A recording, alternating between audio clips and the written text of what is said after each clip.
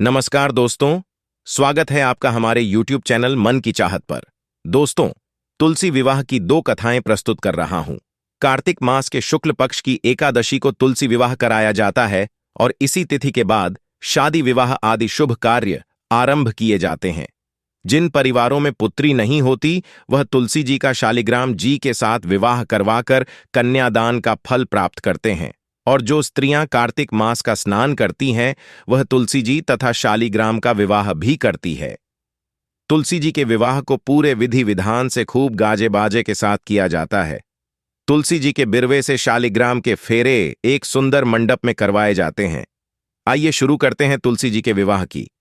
एक लोक कथा। एक परिवार में एक ननद सच्चे मन से तुलसी मां की विशेष पूजा करती थी, लेकिन उसकी भाभी को यह सब पसंद नहीं था। वह अक्सर ही गुस्से में अपनी ननद को कोसते हुए कहती थी कि दहेज में वह अपनी ननद को तुलसी ही देगी। यही नहीं, वह बारातियों को भी खाने के लिए तुलसी ही परोसेगी। समय का चक्र बड़ा बलवान है।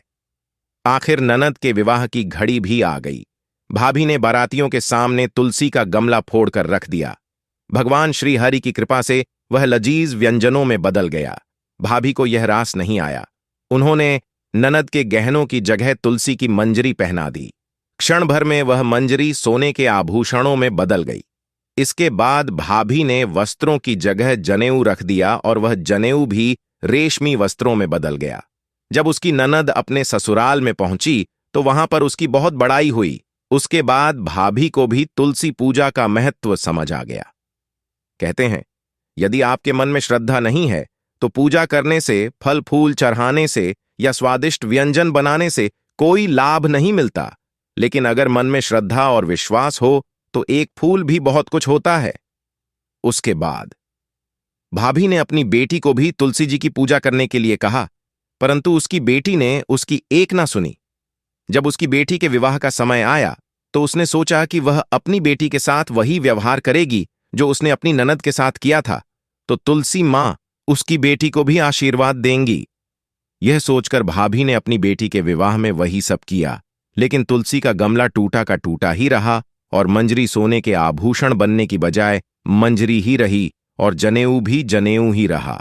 समाज में बेटी और उसके परिवारजनों की बहुत निंदा हुई और सभी को खूब खरी खोटी सुननी पड़ी। इतना सब कुछ होने के बाद भी भाभी ने कभी अपनी ननद को घर पर नहीं बुलाया।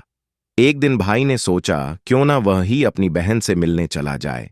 उसने अपनी पत्नी से अपने मन की बात कही और कुछ उपहार स्वरूप ले जाने के लिए कहा। इस पर भाभी ने उसे झोले में ज्वार रखकर दे दिया। भाई को बहुत दुख हुआ। उसने सोचा कि वह बहन के घर ज्वार लेकर कैसे जाए। तब उसने रास्ते में एक गौशाला में गाय के सामने झोला पलट दिया। मां तुलसी की कृपा से वह सारा जवान बहुत ही सुंदर सुंदर उपहारों तथा सोने चांदी के आभूषणों में बदल गया। तब गोपालक ने कहा कि वह सोना, चांदी तथा उपहार गाय को क्यों दे रहा है। तब भाई ने देखा और उसके आश्चर्य का ठिकाना न रहा। उसने गोपालक को सारी बात बताई। तब गोपालक बोला, ये है सब तुलसी मां की कृपा है। भाई भी खुशी खुशी अपनी बहन के घर गया। उसके द्वारा लाए हुए उपहार देखकर उसकी बहन तथा ससुराल वाले बहुत खुश हुए। हे तुलसी मैया, जैसे आपने ननद पर कृपा की, उसी प्रकार अपनी कृपा सब पर बनाए रखना। जय मां तुलसी। इस प्रकार तुलसी विवाह की लोक कथा पूर्ण हुई। आइए अब शुरू करते हैं तुलसी विवाह की दूसरी और पौराणिक कथा। एक बार शिव भगवान ने अपना तेज समुद्र में फेंक दिया था। उस तेज से एक महातेजस्वी बालक ने जन्म लिया। वह बालक आगे चलकर जलंधर के नाम से पराक्रमी दैत्य बना। उसकी राजधानी का नाम जालंधर नगरी था। उसका विवाह दैत्यराज कालनेमी की पुत्री वृंदा के साथ हुआ। अपनी सत्ता के अहंकार में वह देवी पार्वती को पाने की लालसा से कैलाश पर्वत पर गया। उसने अपनी माया से भगवान शिव का ही रूप धारण कर लिया और पार्वती जी के समीप गया, परंतु देवी पार्वती ने अपने योग बल से उसे तुरंत ही पहचान लिया तथा वह अंतर्ध्यान हो गई।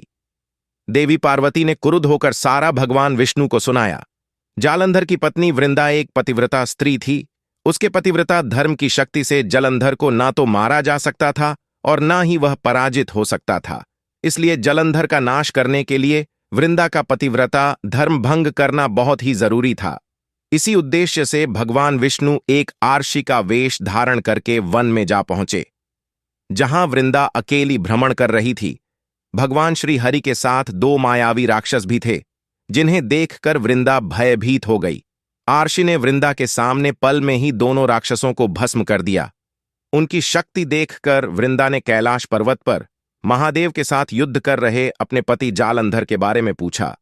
कृष्ण ने अपनी माया जाल से एक वार्नर को प्रकट किया और वार्नर के हाथ में जलंधर का सिर था और दूसरे हाथ में धड़ अपने पति की। यह दशा देखकर वृंदा मूर्छित होकर गिर गई। होश में आने पर उन्होंने आर्षि रूपी भगवान से विनती की कि वह उसके पति को जीवित करे। भगवान ने अपनी माया से उन्हें जलंधर का सिर धड़ से जोड़ दिया, परंतु वह स्वयं भी उसी शरीर में प्रवेश कर गई। वृंदा को इस छल का जरा भी आभास ना हुआ।